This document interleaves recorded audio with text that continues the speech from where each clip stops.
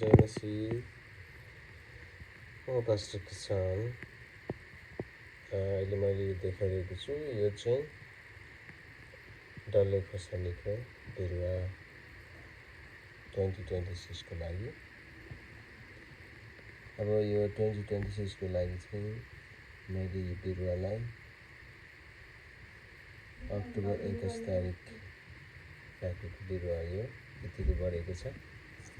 अब यो ठिक्क एकदम सार्ने बेला भयो, अलिक ढिलो पनि भइसकेको छ। सार्नु पर्नेछ सानो सानो पटमा। त्यस पछाडि यसलाई अझै इन्डोर नै भित्रै राख्नुपर्ने हुन्छ अन्टिल मार्चसम्म। यो नोभेम्बर 1 2025 को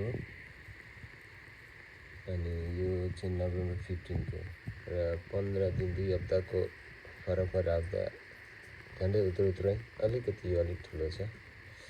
र यो चाहिँ डल्ले खोर्सानीको बिरुवा ओरेगन अथवा जाडो ठाउँमा चाहिँ यो बिरुवाहरूलाई हामीले भित्रै यसरी बिरुवा राख्नुपर्ने हुन्छ अन्टिल गर्मी या त जब स्प्रिङ लाग्छ र जब गर्मी अलिकति तातो हुन्छ माटो अनि मात्र त्यसलाई चाहिँ बाहिर गार्डनमा रोप्नुपर्ने हुन्छ।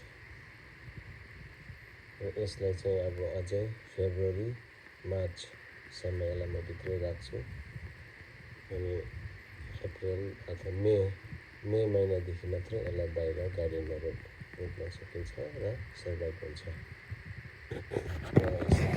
राख्न सक्छु र बिरुवाहरूलाई हुर्काउन सक्छु।